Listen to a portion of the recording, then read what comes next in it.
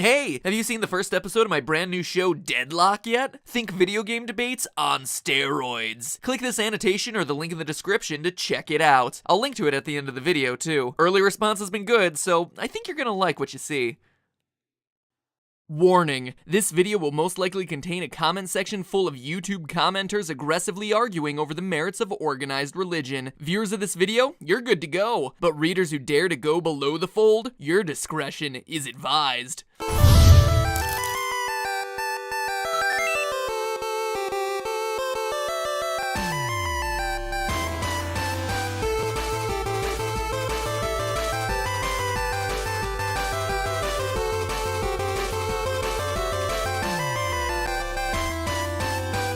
Hello, Internet! Welcome to Game Theory. Cue the John Williams, cause we're getting indie up in here. The Binding of Isaac.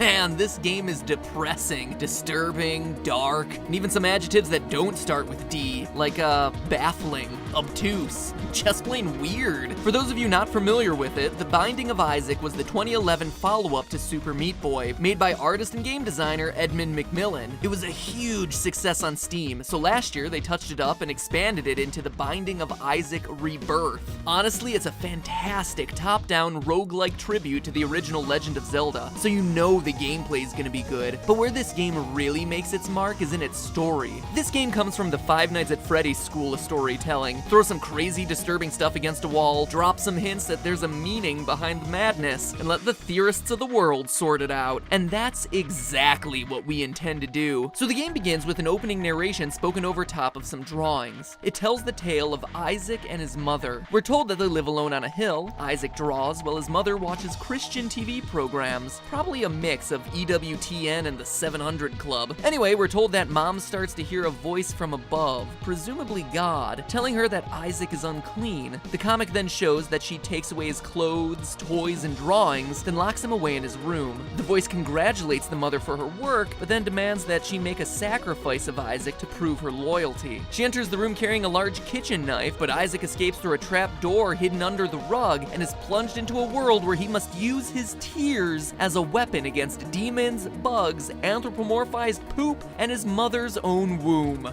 Yeah. Indie games, ladies and gentlemen. Oh, and I should probably mention that there are 16 endings, most of which feature Isaac opening a chest to find some new horrific item, and all in some way hinting at some greater meaning. But what is it? Well, that's why we're here today and why you've requested an episode on this game so much. So grab your Bibles and knives, cause we're diving into the depths and the cathedral, chest, catacombs, and womb to figure out what this game is really all about. And quick spoiler warning, we're talking about the game's various endings. Though, let's be honest, this stuff is so complex and open to interpretation anyway, it's not like I'm actually spoiling anything for you, just deepening your appreciation of it. So, you're welcome, Internet. Now, I've seen a lot of online forums just dismissing the story as a bash on religion, with mom being a religious psycho and all that, and I can see how people would draw that conclusion. The name of the game, Binding of Isaac, is also a common name for a story mentioned in the Hebrew Bible, the Quran, and the Christian Bible, where Abraham, a super old descendant from Noah, is commanded by God to sacrifice his only son Isaac on a mountain. And gotta admit, that's gonna set off a lot of emotions. Just had a conversation with God, that's pretty cool, but he just told you to kill your son. That kinda sucks. Anyway, he commits to it because he trusts in God, and just before he's about to do the deed, an angel shows up, stops him, saves his son, then makes him kill a ram instead since, you know, old school religious parables are harsh. So the game is clearly referencing the story, and then you have mom standing in the doorway getting ready to attack her son with a knife, clearly addressing down of religion, unless she's not standing there ready to attack her son with a knife. Notice how we're presented with the story through Isaac's own drawings. You can even see his name in the bottom corner, signing his artwork. Also, remember the part in the story where Isaac's mother takes all his toys and drawings away? Where it's even shown that she rips them off the walls? Well, look in the background during all the cutscenes. We see Isaac's drawings hanging up there. It's odd, right?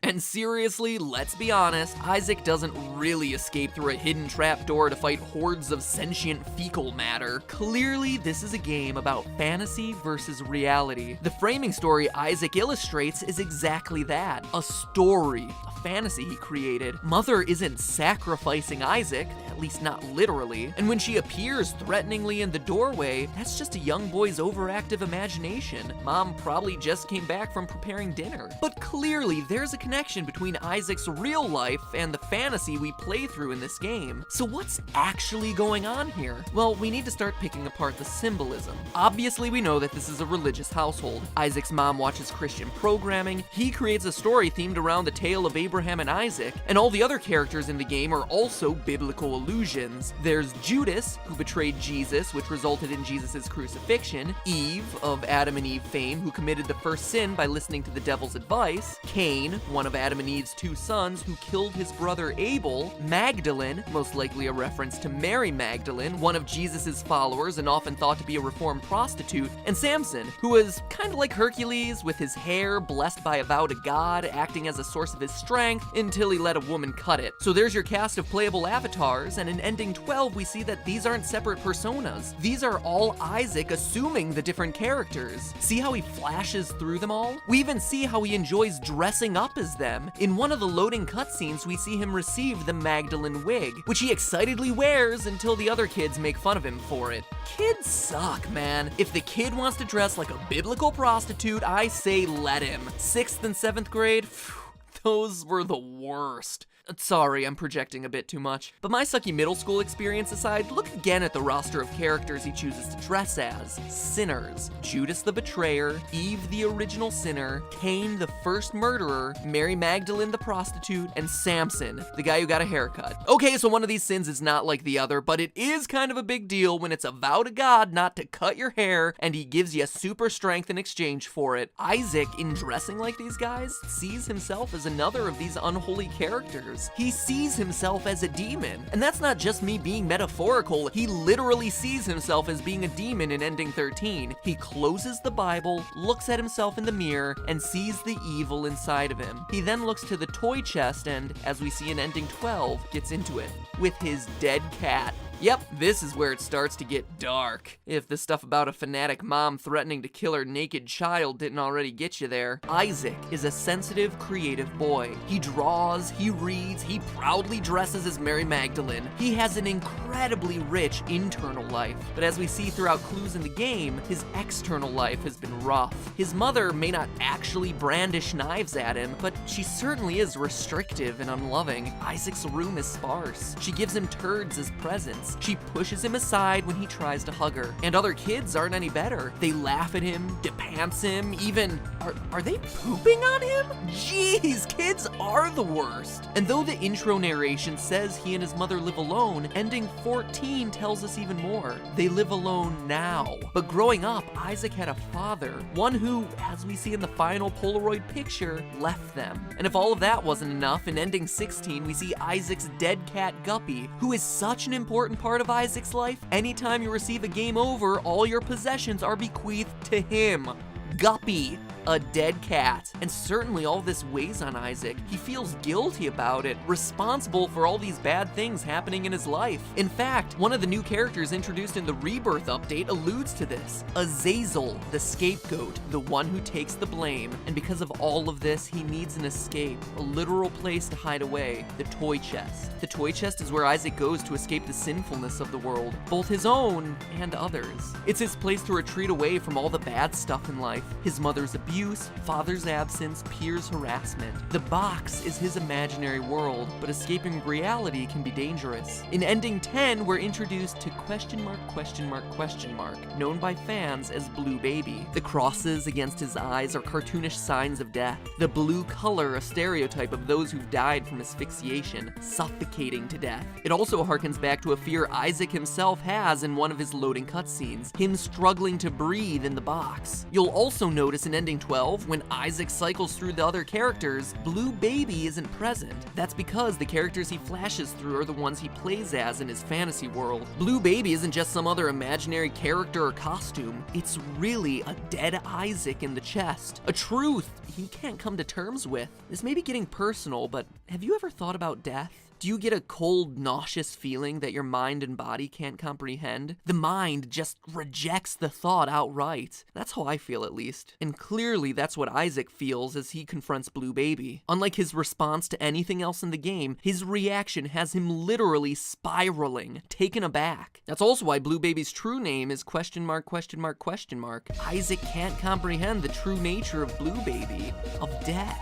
He's confronting his own dead body in that box. So is that where it all ends? Is there really no hope for Isaac's survival? Yeah, actually, that's it. At least in the first game, Isaac hides in the box, hides away in his imaginary world, and the fact that the game never really ends, continually respawning and recycling in new ways, just adds to the fact that he descends deeper and deeper into his own fabricated reality. But then last year, things changed for Isaac. In the updated game release, the devs introduced multiple new characters, but this time, instead of being sinners, these guys related to the subtitle, Rebirth. Most notably, there's Lazarus, who died and was resurrected by Jesus. But then there's Eden. Now, you wouldn't be alone if your first impulse is to think Garden of, as in the perfect place God created for Adam and Eve before Eve's original sin. So how's that relate to Rebirth? Well, watch the cutscene when you unlock the character. Isaac falls into the chest, it shuts, shakes, and stops. Then a heavenly glow erupts from the box with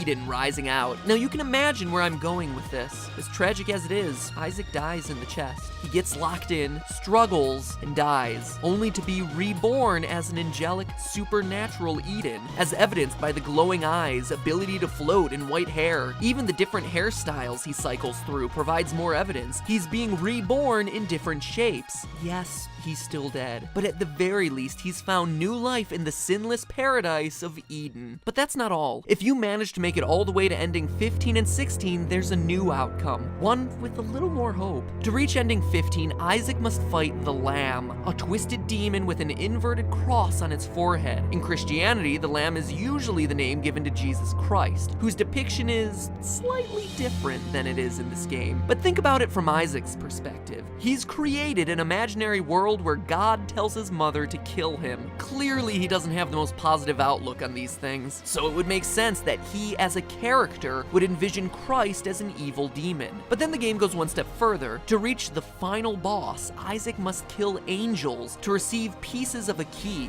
This unlocks the beautiful golden door to Mega Satan.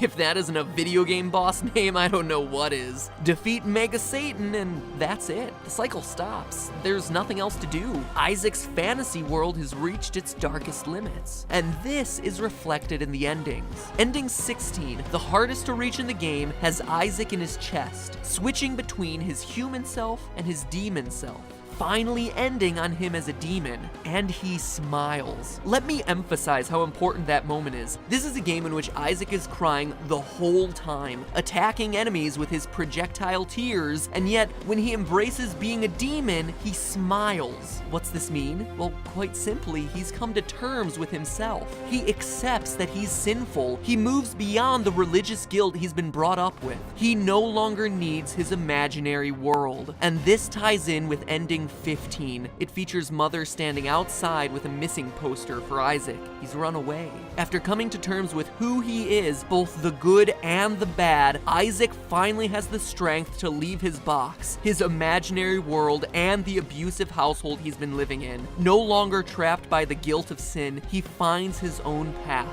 As the title says, Isaac has been reborn. In Indie Game The Movie, which is in large part about Edmund Macmillan, he explains how every single game has been an expression of his personal life, especially his childhood. In an interview with Eurogamer from around the time The Binding of Isaac was released, Macmillan explains that his family consisted of alcoholics and drug addicts who became born-again Christians. Being confronted by this extreme level of faith caused him problems, leading him to constantly feel guilty and develop a desire to fight back, acting out against it. And look at him now, one of the indie world's most successful game creators. He fought to escape his box, and just like Isaac, he too found the way to escape. But hey, that's just a theory. A game theory. Thanks for watching.